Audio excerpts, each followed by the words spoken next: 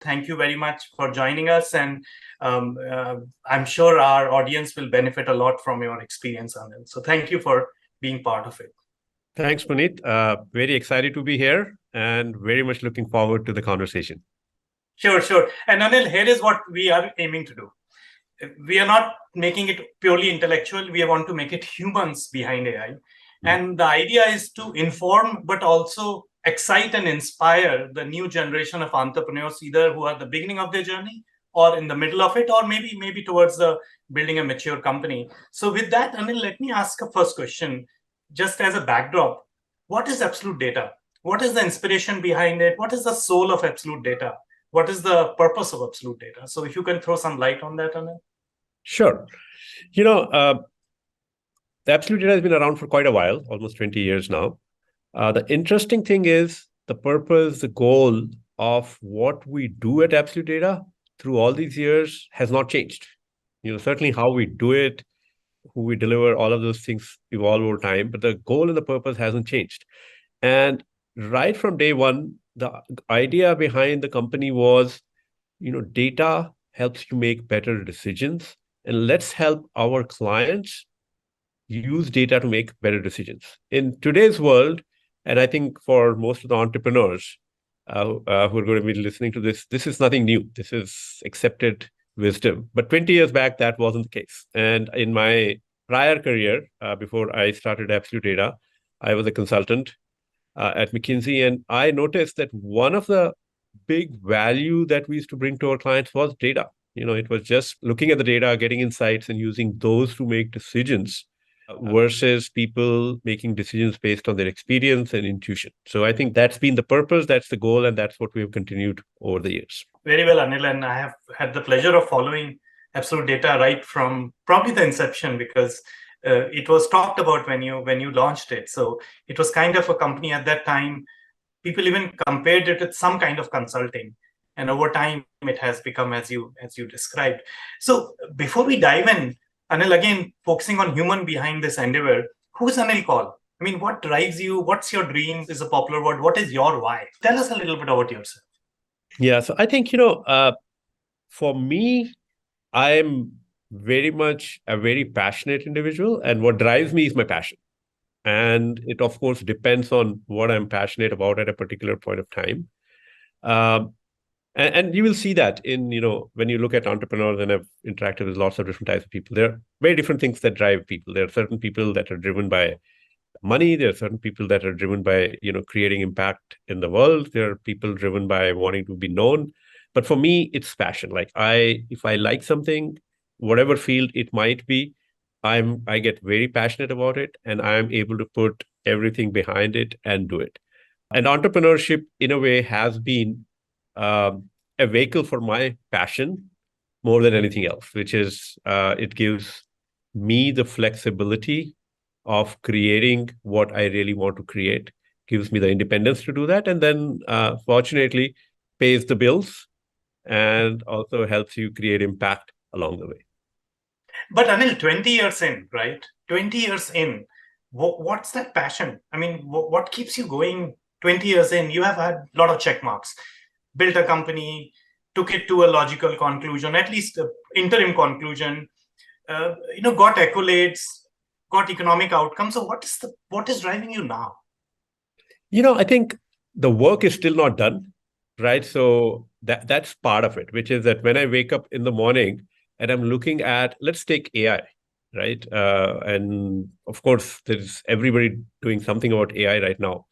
I look back at it and I realize that things are still in version 1.0 for AI, right? If you might remember, and some of the folks might remember, when the internet came, there was Web 1.0, which was essentially taking what was getting done in the physical world and translating that into a website, right? You had websites which basically were organized exactly as a store is organized, if it was a retail store, right? So then came Web 2 and Web 3, which is where new things start happening. And I think AI is one of those areas where the real impact will happen when we'll do things in a completely different way than what we've been doing traditionally. And that is what gets me passionate about it, that's what I'm excited about it. I'll just mention one interesting thing that we just got. So Gartner just released their hype reports, and we've been included in 5 of those hype reports, and including one that I'm really proud of, which is their technology innovation hype report. So in that, they include only 25 technologies that are going to create impact for the next 2 to 10 years. And one of the concepts that we had developed almost 4 or 5 years back called digital twin of a customer is what actually is included in all of these hype reports. And so that's what gets me going, because we developed this concept 5 years back. Today, it's being shown as something that's going to create impact in the next 10 years, right? So I still have a lot to do and a lot to make happen.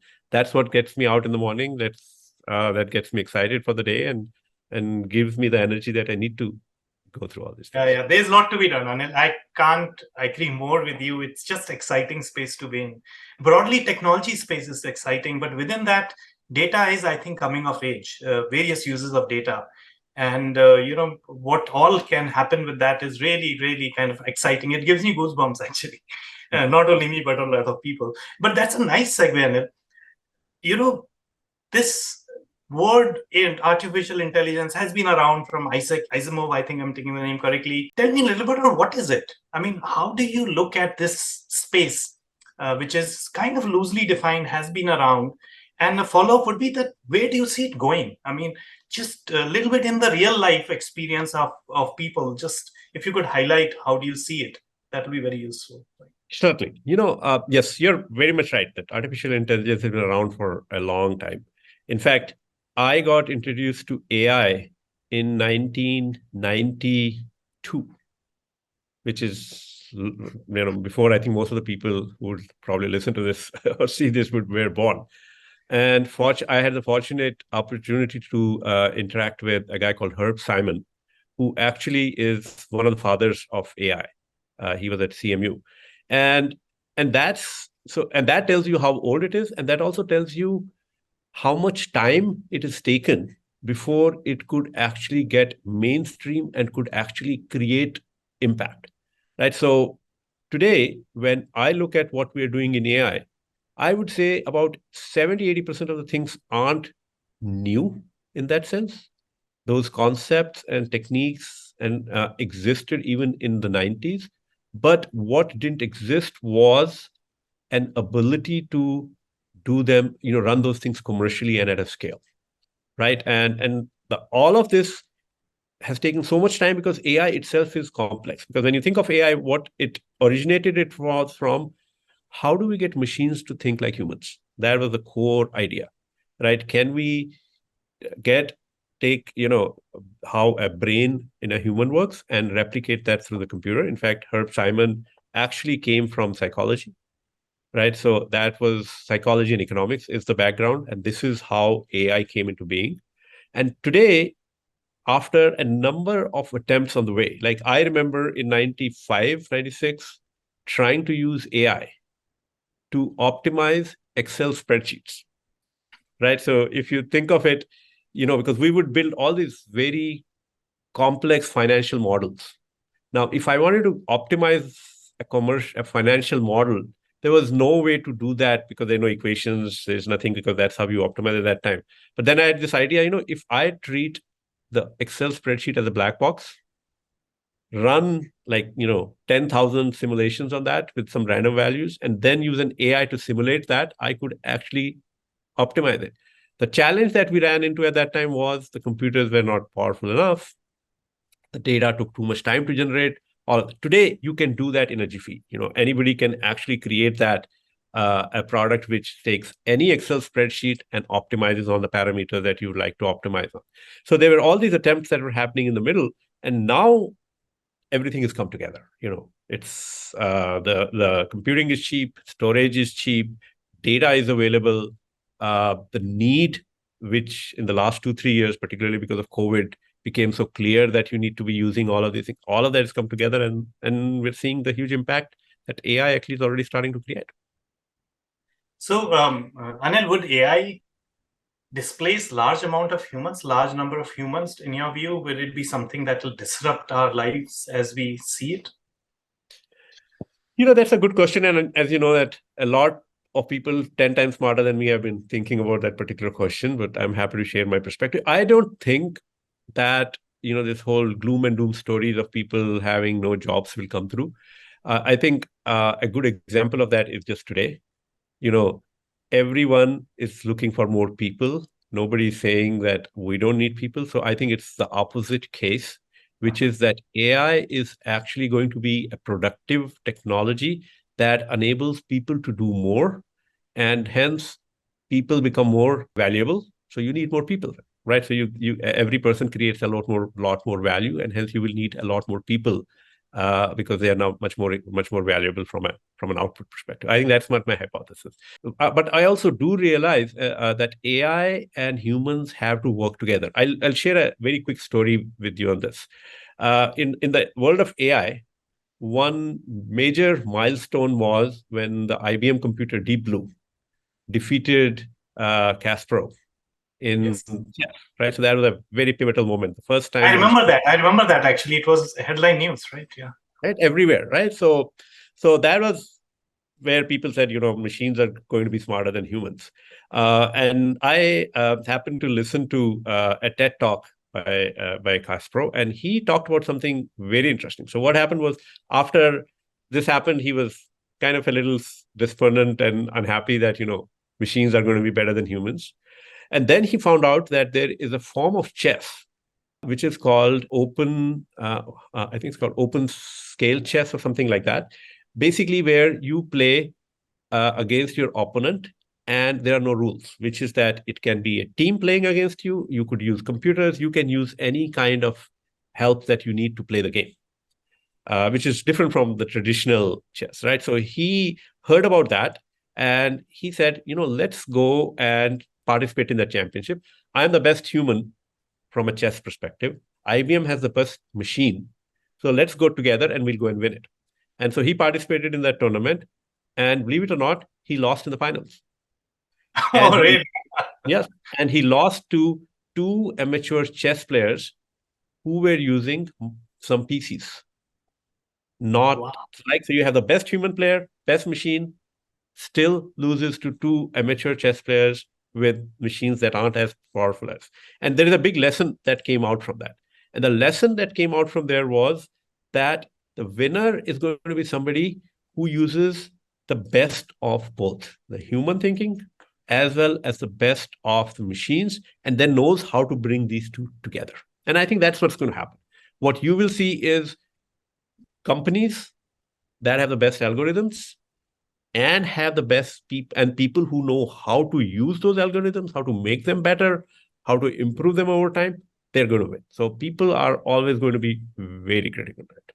Yeah, and that is the thesis behind this series with humans behind AI. And Anil, by the way, it's very interesting. I didn't know about that story at all. Actually, it didn't make that much noise. At least I didn't get it. But it goes back to that old leadership philosophy of like leaders are not who are best themselves, but who can best bring the best of resources that are available to them to the table. So it's a very interesting story. So thank you for sharing that, Anil. So Anil, let's switch gears now. A guy like you who's a PhD, supposed to be buried in books and doing all the intelligent work, spending 5-6 years doing PhD. How did you step out very quickly after your consulting career? If I remember correctly, 5-6 years or something like that. What gave you? What was the reason? What made Anil jump into entrepreneurship with all its nuances, people management, ambiguity? So tell us a little bit of that story. What made you step off the ledge? Especially when somebody works at McKinsey, etc., life is kind of good, right? And you are in a good place. So tell us a little bit about, because I know a lot of people who are standing at the ledge and they have various fears, various concerns. They don't step off it. And one of the purpose I have is to really inspire at least some of them to take the jump. So we'd love to hear your story and your message to those people who are standing on the ledge. Great. Certainly. So, as I said, entrepreneurship was passion for me for a while. In fact, I started this company with my wife, Sudeshna. When we got married, I remember we were still students. I was doing my PhD and she was doing her MBA at Cornell. And we talked about starting a company together at that time. So, right. So this was a bug that I already had that, yes. And this is early 90s when, entrepreneurship wasn't as popular as it is now, right? So that was part one. Second was when I was at McKinsey, I was pretty clear at that time as well that I'm going to be an entrepreneur. In fact, I got a very good opportunity within 3 months of joining McKinsey. And sometimes I look back at it and say, I should have taken that because by chance, my first manager that I worked with, he and I used to, because internet was very new those days, we used to sit and figure out, what could you do on the internet? And we came up with this whole idea of a search engine, by the way, which I'm sure people will kind of laugh at it right now because there were no search engines at that time. And he and I discussed and figured out how to build a search engine. And then he said, I think this is a great idea. We, in fact, spoke to our client that we were consulting with, and they agreed to finance and fund it. Okay, so, but I went through the same thing, which is I said, I've been in McKinsey for 4 months. If I leave right now, I lose. I can't say I was at McKinsey. I haven't learned enough. I haven't been through the whole rigor. So I did not leave at that time. And my manager, Evan Thornley, he actually went on to start a company, which at one point of time, by the way, used to be one of the competitive search engines. It went public, and he's of course done very well in his career since then. And I had multiple times conversations where it was like, come and join me, come and join me. I didn't. However, and again, I think to me it was that I wanted to make sure that I go through the learning that you get at a company like McKinsey, because there's a lot you learn, right? So about how to work with clients, or how does the business work. I had no understanding of that, not having worked before that. And after that, it was actually not very difficult to leave the job and join an entrepreneurship journey. In fact, I joined a startup after McKinsey. I took a salary cut of 50%. I took half the salary of what I was getting. But to me, that was not a big deal. It was absolutely worth it. And second thing was, I see a lot of people as well who are wanting to do it, but afraid of doing it. And I think and I can answer you from my perspective. See, from my perspective, I didn't see the risk because I don't think there was a risk. I'll tell you honestly. What was the risk? It doesn't work out. I had enough confidence that I'll get a job. It's not going to be that I won't get a job. Maybe I won't get paid as much I was getting earlier. That's okay. I'll make it up later and catch up on that. So having that self-confidence that I have enough skills and qualification that I could land something even if this doesn't work, that's what gave me ability to take that risk, because it was 6 months, nothing happens. I can go back and find, I might not get the best job, but it'll pay the bills. And then after that, I'll figure out my career from there. So I think from a risk perspective, that's how I looked at it. And then there is always the excitement of building something, right? It is starting from scratch. When we started Absolute Data, I don't think most of the people in India knew how to spell A of analytics, right? There was nobody who had done analytics before. There was no company. So we had to literally build skills, train people ourselves. But it was fun. It was exciting. It was something that you don't get too many opportunities to do in life. So it's always fun to do that. So Anil, do you remember the day you and your wife maybe just made that call that we are now going to do that? We have been planning, thinking, because one of the things I see is not that people don't plan. They do all this analysis, Excel sheets, long discussion with friends.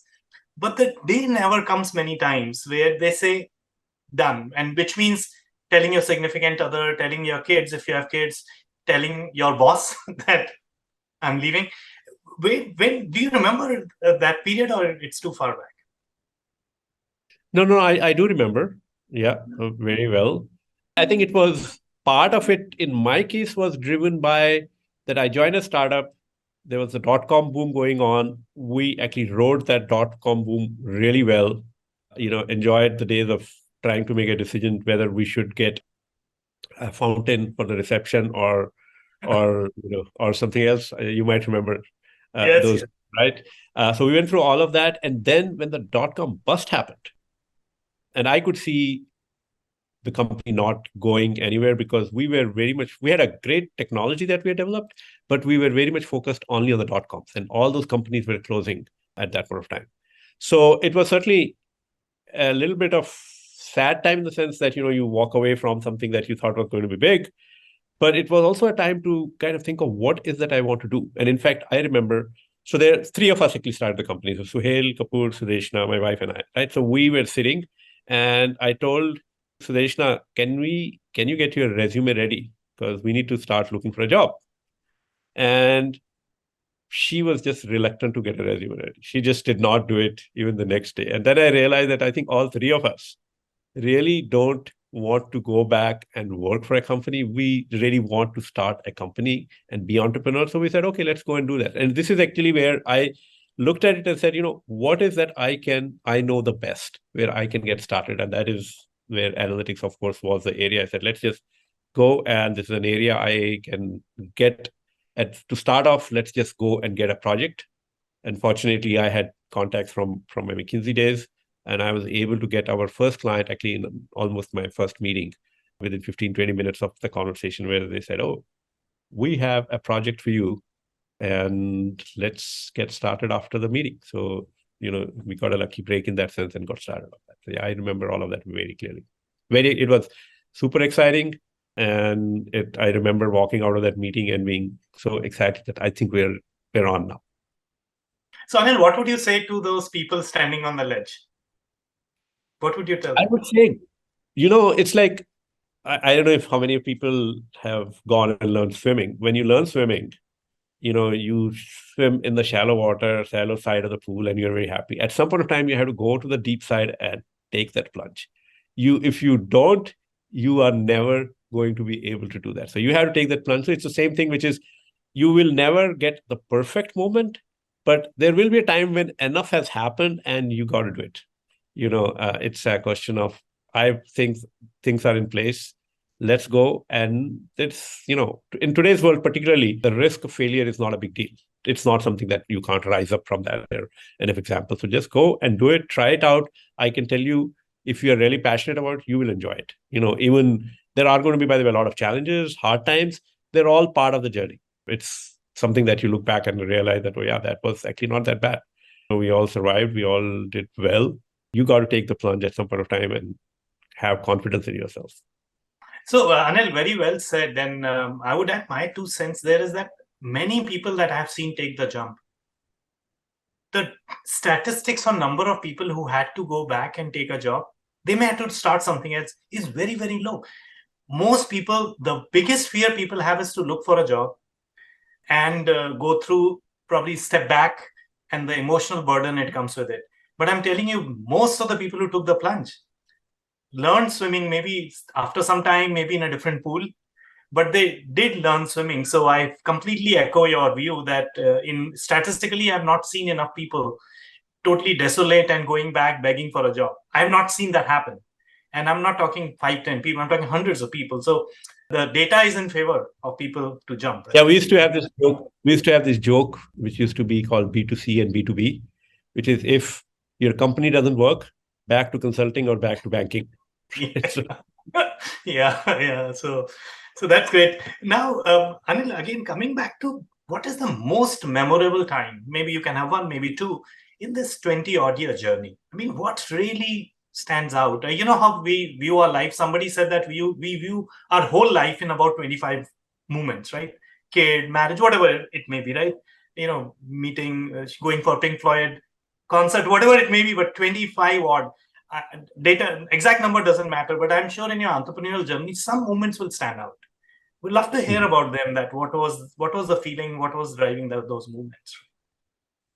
Yeah, that's true. Actually, there are a few moments that always stand out when you start thinking about it. I think for me, the first moment is when we got the first project, right? Because you don't know if anyone is actually going to give you something to do. As a company, you were large, you had a lot of ecosystem around you. Now I am me, one person, will they do that? So I think to me, that was one of memorable moments. I think subsequent to that, the memorable moments have been around areas where we thought of doing something that seemed very difficult and very improbable to succeed, and we're able to make that succeed. I think of, so we've created a platform called Navik. I remember that the idea behind that platform actually came to me in 2013 when I was speaking at a conference about analytics. And I actually talked about the issues that I see in the business model for analytics, right? And then translating that into, if we could build a platform that could actually provide recommendations to somebody who's going to be taking some actions, can you really do it? And then being able to do that. So, that moment of clarity that comes, yes, this is something that we want to invest in. This is something that I think is going to be the future of what the world is going to look like. Let's go and do that. So those are the kind of moments that I remember. I think another set would be where we came some hardships. And a lot of them were in the early part of the journey rather than later. But I remember at one point of time, we were working on a deliverable and power went out in India. And it was raining. And I remember my business partner, Suhail, picking up his computer. He had a desktop at that time, putting it in his car and driving to his mom's home in another part of Delhi so that he could connect it from there and email the file or something that we had to send. The kind of things that you remember that, oh yeah, that we actually went and did that and made it happen, made sure the client still gets what they need and doesn't feel, because at that time we had to be very careful because people hadn't worked a lot in India. So they were always skeptical about, can you really do these things out of India? Those are the kind of things that you remember through this, overcoming things like hardships, innovation moments where you thought of something and then seeing that actually happen. And then people coming and recognizing that, yes, that is what it is. So those are the kind of things that I remember. Yeah, by the way, Anil, you sometimes pioneers like yourself and your cohort forgets, and some of the younger people listening to it will probably not even remember that you guys had to prove India also. Not only analytics, not only business solving, not only good people, but because I was part of that, maybe a little later than you, but I was part of that journey, and I knew that people will really think India is a land of elephants or whatever, and there will be inherent skepticism, right? The default was skepticism. And people like you, maybe leaders like Infosys, Wipro, got over it. And I've heard stories about, like you said, of going to his mom's place. I've heard people going to airport to get Wi-Fi connectivity because that's where it was. Whatever people did, I think that proved the case, and now it's not even a question mark. So, no, I can now, when you say that, I can reflect on that. Yeah, we used to have a whole section on India in Yes. our presentation. And my ploy on that used to be, I used to tell them, you worked with me, you understand me. There are people like me. If you can, the only difference is geographic. So it was an interesting challenge, but yeah, today that's not an issue. Now I point to Satya and Sundar and I say, if those guys can do it, I'm sure somebody in India can do it. So that's great. You touched upon it. Anil, did you ever feel like giving up? Saying that it took last ounce of your patience, maybe conviction by your wife or so, hey, or that let's do it some more. And it could be financial reasons or it could be emotional reasons, stress, whatever. Did you ever feel like giving up? Giving up in the sense of that I don't want to do this, no. But there have been moments where I'm like, I want to do it in a different way. I want to do something, build something different than. So that does happen once in a while because, there are times when you kind of get a little tired about what you're doing. But I think part of what we've done at Absolutdata, we reinvented ourselves multiple times over the lifetime. So that keeps on going, but not in that sense. In the sense that, did I ever feel that I want to just get out and not do this? No, I don't think so. Because part of it is I'm still passionate about this area. I still love this space. So that passion keeps me going. But yes, there are certain times when you're down, certain times when things aren't happening as you would want them to happen. But the way I would rationalize that is I have this theory. I don't know if this is right or wrong, but I have this theory which says that my level of happiness in life is going to be the same whether I'm in this job or another job or I'm doing something else. So even if I give up, I go tomorrow, if I'm going to be unhappy here, I would probably have an unhappy here because something would go wrong there as well. And then, so it really doesn't matter. So what I'm doing is fine. I don't think it's driven by what I'm doing. So that's been part of at least how I think about it. If you can internalize that, research has been done on that fact that you mentioned, that happiness is actually a personality trait, not a circumstantial trait within a band, right? But most people can't internalize it because there is this feeling that something else is there, something else would be better. But if you could internalize that, then of course your staying power in anything goes through the roof because you know that you will be the same almost, right? So, Anil, one thing now, moving to the group of people who have stepped off the ledge. So I'm now addressing those folks. When did you know in your bones, every time, like swimming, you take anything, at some point you know it's going to work, right? When did you ever have that feeling that no, it's now going to work? All my doubts are there always, sometimes they creep up, but it's going to work. So when did that happen to you? Yeah, I actually remember that moment very well. So when we started Absolute Data, I mentioned I went to a client in LA and we got our first project. I think it's for about a year or a year and a half after that, I went on a visit to the client, and they were our largest customer at that point of time, and almost 70% of our revenue. And I remember walking into the client office and getting kind of mobbed by the people because they all wanted to meet me. And that's the moment I remember saying that, I think we're doing something right here, where I'm walking into the office and, everyone is coming because they want to meet me. They want to work with us. They want our help in some areas. And that kind of tells you we're doing something of value enough for people to do that. And I think that day I felt, I didn't know how big or small we will do it was, but it felt that, yes, I think we've got something. This is something that can keep us afloat, and let's continue doing what we're doing. So certainly fairly early in the process, and that moment I do remember pretty clearly.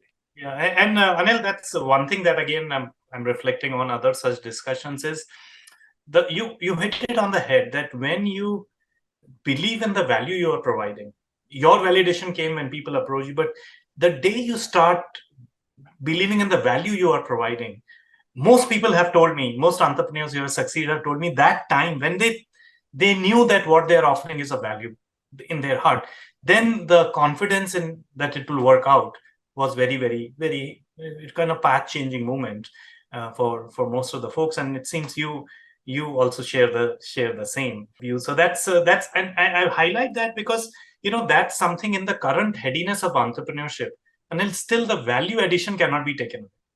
It may be great time to be entrepreneur, whatever, but you have to provide value. And I do think most people who are in the space can provide value, but that focus cannot go away. And once you figure that out, I think you are looking for a very small space in this big world. So you will find your spot if you're adding value, right? You're not conquering the world yet, right? So the young entrepreneurs. So last set of questions, and what would you do differently if you were to replay the story again? What would you do differently? I think if I were to look back at it and what would I do differently, I think there are a few things that you learn, right? So the part of the journey is also a lot of learning that comes in. Part of the journey is also trying different things and seeing what works, what doesn't work. So I think I would say three things. One is realizing that as an entrepreneur, the focus should be on building the company rather than doing everything yourself. Because part of what we faced a challenge is I still love to do analysis myself. I can still look at everything. By the way, that's very candid, Anil. That's very candid of you to it. Yeah, no, I'll tell you this because that's been one of the things which is, I love to do this thing, and I realized over time that there is one part of entrepreneurship which says that to build the company, you have to get away from doing the day-to-day things and focus on the things that help you build the company. That's a very, very important lesson that I've learned through this whole process. The second one would be being in close touch of how the space is changing around you, because the needs change, customers change. Keeping your eyes open to what is happening in the overall world. So, and I'll give you another example of that. So we have been an AI analytics company all through, and I wish I had realized that the real money is going to be in the enabling infrastructure underneath it, rather than just the AI part of it, right? So this is something which I look back at and I realize that, yeah, we would get opportunities where people would come and say, hey, we don't have the data ready to do what you want to do. I should have just jumped on and said, let's do that, get the data ready for you as well, right? So just keeping your eyes a little bit more wider and open and seeing, are there opportunities that are coming in, which will then enable what I really want to do? I think for me, that's been a second lesson. And lesson number 3 has been that as you build your team, as you create systems, balance between strategy and execution. right? What I find that a lot of people who work for bigger companies are absolutely great at execution, because in big companies, execution matters a lot, and they don't get a lot of opportunities to come up with a strategy and a new market and go after that. Well, as an entrepreneur, you get a lot of opportunity to do that. The execution piece is something. So, for example, for me, coming into Infogain, that's been the biggest lesson that we've seen, which is that I have now been able to see how execution, world-class execution, really works. And when you start your career too early, or like me, when I started with McKinsey, not having actually seen the execution piece, there are some, by the way, very easy things. It's not difficult, but you have to see, experience, and build. So I think those are the three things. Make sure that there's a good balance between strategy and execution. Make sure you have, the right market, and you're looking at your market and looking at broad enough. Very, very important. And as I said, as the first point I was saying, which is build the company, don't be the doer all the time. In the beginning, yes, you have to, but you have to start changing your role as time goes on. That's gold dust, Anil. If I was to say, guys, take away one thing from this discussion, if you took those 3 points and jump, if you took these 4 points away, I think I'm satisfied with the objective of this particular discussion. You touched upon something, Anil. What made you join hands with Infogain? That I, in my trade, run in quite often. People stay alone, take funding, join hands. All those things keep coming up. So tell us a little bit about the thinking behind it and experience since, because it's almost a year now, right? Yeah, I think a few things. Part of it was a decision that we took. We should be open to acquisition now. As you know, over the years, a lot of times people have talked to us. This is a space, fortunately, which has been hot for a long time, right? So a lot of companies had approached us. We kind of dabbled many times to figure out, should we not? I think with Infogain, there were 2, 3 things that came together very nicely. One was our vision, our vision of what we wanted to do and what Infogain was doing.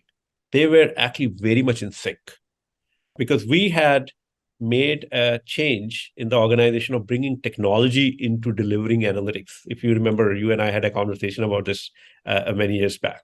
So we had already done that.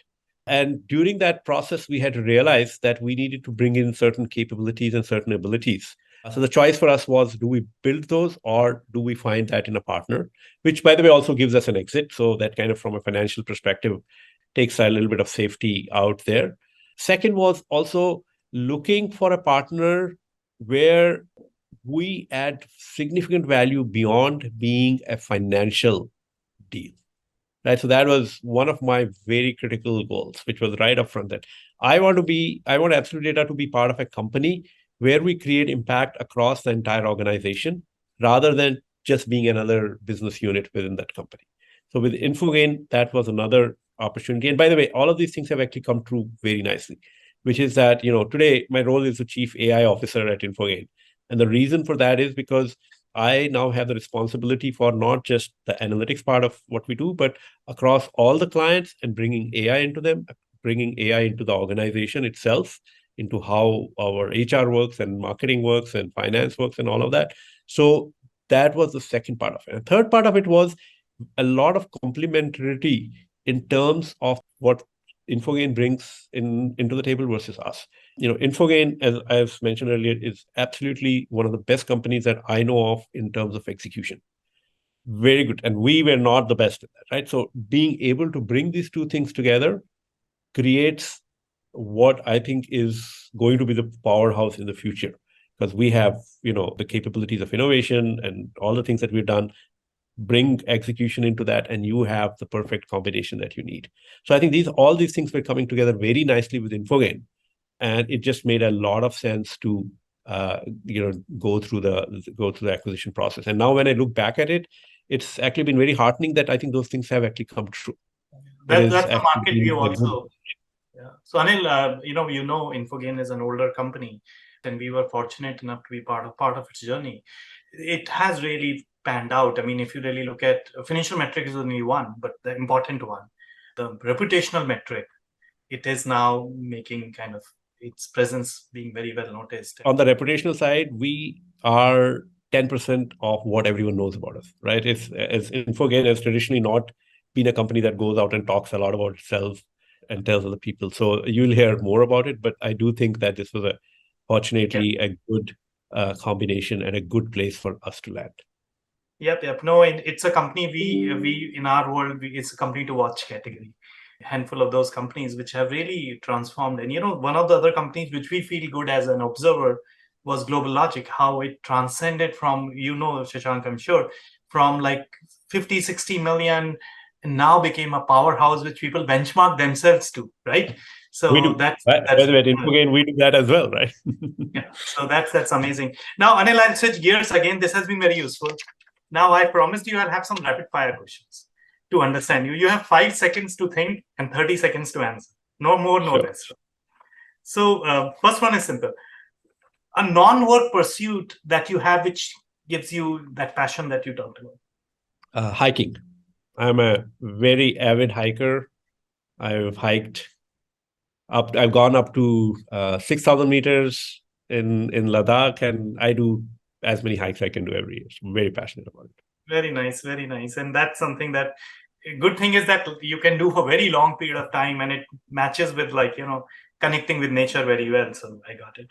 Something that people don't know about you. Something that people don't know about me, Or I we don't think, know about you. yeah, is that I dabble in a lot of different areas.